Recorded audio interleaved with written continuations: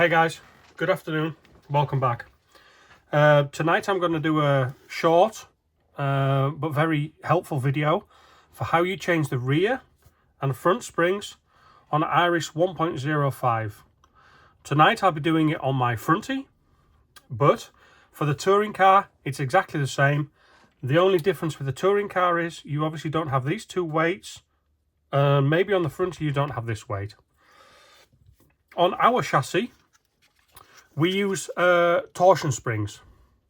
Okay, these run from the rear holder here through over the suspension arm and into the shock, and at the front it is also the same. It runs from this holder all the way under the drive shaft, over the suspension arm, into the shock at the front. So what I will do this evening is show you how to change them. Okay, so what we do is the first thing we need to do is we turn the car over, and at the rear of the chassis we take a 2mm driver and we need to remove these two screws here from the chassis plate. So we take the first one out and then we take the second one out. Okay, and then we turn the car back over and we gently, I'll put the car like this so you can see it better, just slide the suspension out, the spring holder with the springs out of the shocks. Okay, then we set the car to one side, so we don't need that right now. And now what we have is left and right spring, the spring holder, and what's really important is per spring we have 4 little tiny plastic adapters. These we need to remove, and obviously these we swap to our other springs. Okay, I'm not swapping my springs because I'm happy with the ones I'm using. So what I will do now is I'll show you what I do as if this was a new spring. Okay, before I put my spring in my parts box, I will take an old cloth and I'll just wipe all of the old grease off because it makes a mess. No, that's that clean. Okay, so this is my new spring, and then I take my plastic pieces and I just give them a wipe over to remove any of the old grease. And also, when I'm racing outside, it's possible that a small stone or piece of gravel or whatever will get into the grease, and if that happens you can't fit these these plastic pieces back onto the spring properly. So it's quite important just to clean them. It doesn't take a lot, there's no brake cleaner or anything here, it's just an old rag, and then we give them a good wipe. Yeah, these are obviously clean because I cleaned the car last night after a race weekend. And what I like to do is I like to look into here and make sure this is clean as well. If there is some grease in here, I will get a small piece of paper and a screwdriver and some brake cleaner and just clean it out. Because if there's a small stone in there, the spring may not fall into the hole properly. Okay, then we set that down and I take my really sticky grease, and what I do, I don't need a lot, I just take a small amount and I just put it on the end of the spring, like that. Yeah? Take the plastic insert, and there is a right and a wrong way. Here at the rear, it's closed, and here at the front, it has a very small indent where the spring goes in. So it goes in like that, and just stick it onto the grease. And again, with the other side, turn the spring over, make sure you've got it the right way around, and just squeeze it on. Okay, when you squeeze them down you'll see that they join up and a little bit of grease comes out. Clean it off with your finger and wipe it off on your cloth.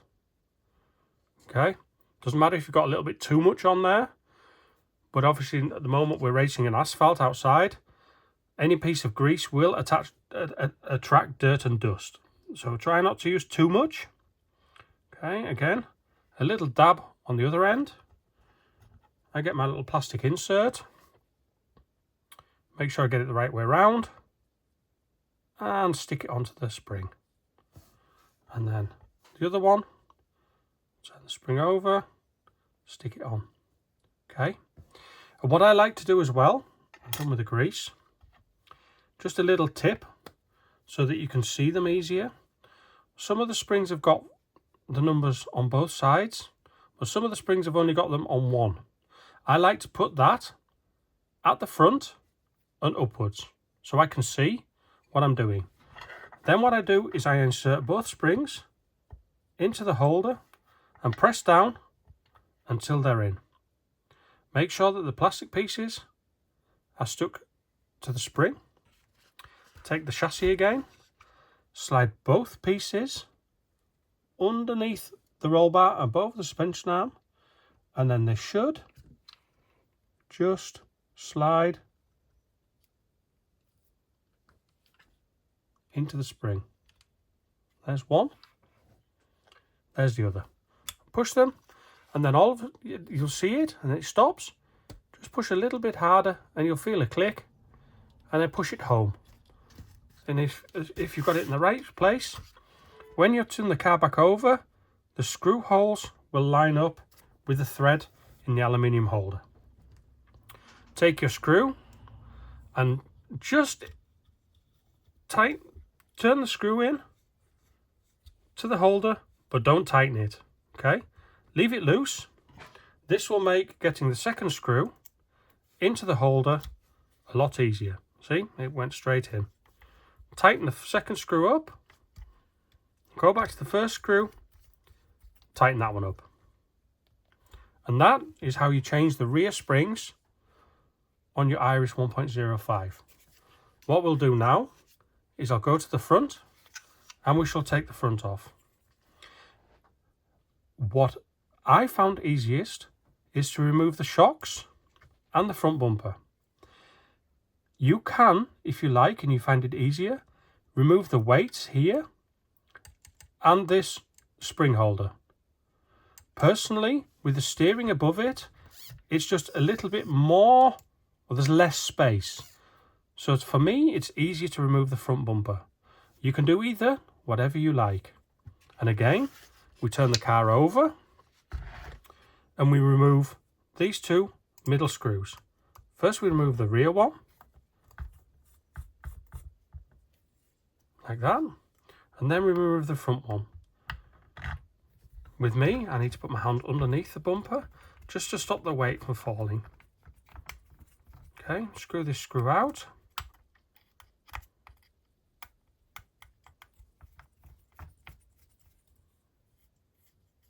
Okay, there it is.